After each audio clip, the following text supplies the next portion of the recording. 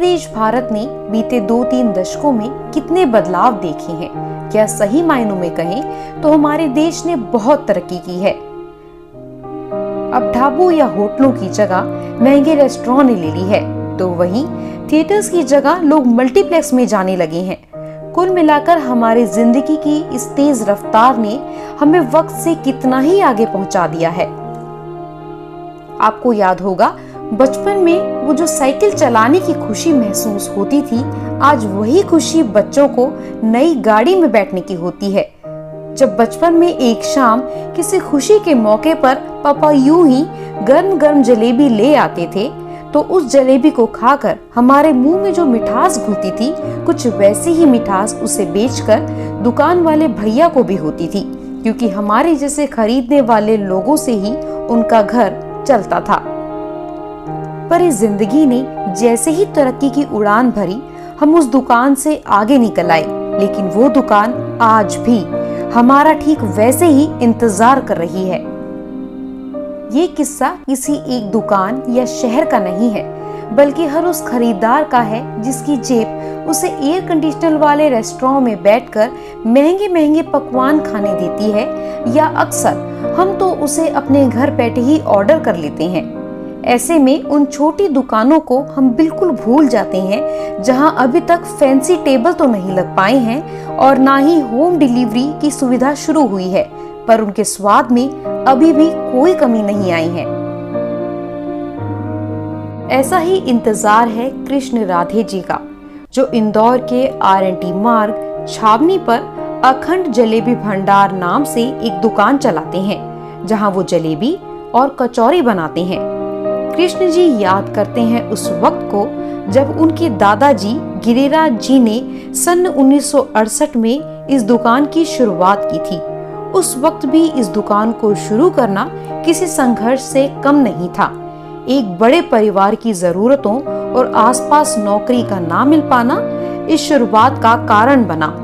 कृष्ण राधे जी ने बताया कि उस वक्त इंदौर में लोग उनकी दुकान को जानने लगे थे, जिससे उनका घर चल जाया करता था। जैसे जैसे महंगे रेस्टोरेंट का दौर आता गया, वैसे वैसे इनके ग्राहक भी कम होते गए। दुकान की शुरुआत कब हुई और किसने की है? दुकान के नाम तो गिरिराज हलवे के नाम से दुकान है, भगवान दास गिरिराज, और 1968 में चालू करी थी। फिर उसके बाद 90 तक हो रहे हैं पिताजी, उसके बाद में संभालते हैं। यही कि लोग अब बड़ी बड़ी दुकानों पे जाते हैं, छोटी मोटी दुकानों देखते ही नहीं है वो।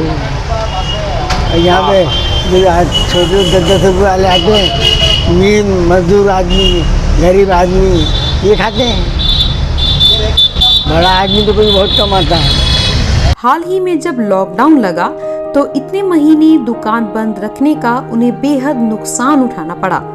उनका कहना है कि वक्त की इस मार में आज वो अकेले हैं और हमारे जैसे लोगों की उनकी दुकान पर ना मौजूदगी उनके भविष्य पर एक सवालिया निशान खड़ा करती है। लॉकडाउन के बाद बहुत कम धंधे कमजोर हो गए, पर कचौरी वचौरी बनाते हैं, जलेबी। ऐसा नहीं है कि इनके स्वाद का असर वक्त के साथ फीका पड़ा है।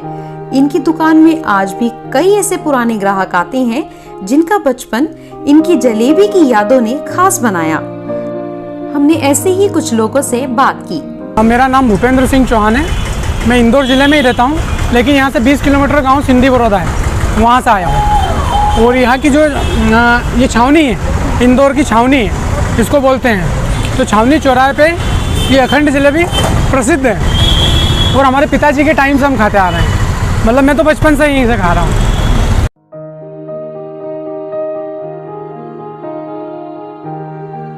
कहते हैं कि किसी काम को लंबे समय तक करने से उस काम का अनुभव बढ़ता है, और अगर बात खाने की हो तो स्वाद भी बढ़ता है। तो चलिए इस दुकान की जलेबी के स्वाद को चखते हैं। जिस दुकान का इतने साल का एक्सपीरियंस हो ही नहीं सकता कि उनकी जलेबी में स्वाद ना हो। ये जलेबी बहुत ही अच्छी है और इसे खाने से भी पता चल रहा है कि किसी अनुभवी हाथों से इसे बनाया गया है।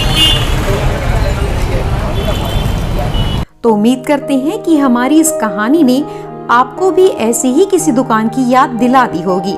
अगर आपको ये वीडियो अच्छा लगे तो लाइक, शेयर और सब्सक्राइब जरूर करिएगा और देखते रहिए हमारा चैनल लाइफ इज ब्यूटीफुल।